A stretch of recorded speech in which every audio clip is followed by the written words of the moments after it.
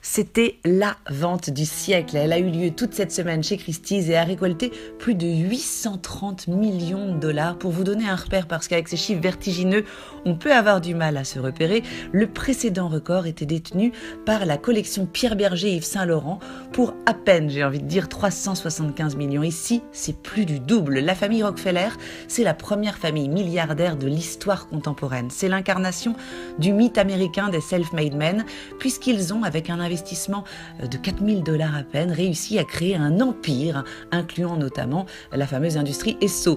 Au total, près de 2000 pièces ont été vendues ici, dont 550 tableaux. On a enchaîné les records historiques.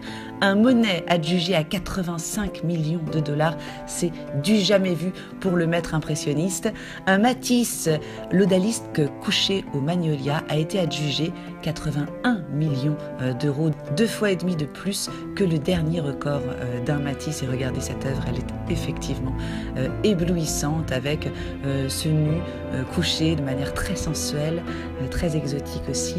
Enfin, dernier record et non des moindres, eh bien, c'est la Fillette à la corbeille fleurie de Picasso qui a été adjugée pour 115 millions de dollars. Là encore, un record historique pour un tableau acquis 100 ans auparavant pour à peine 30 $. C'est le 4e tableau de Picasso de l'histoire qui dépasse la barre des 100 millions.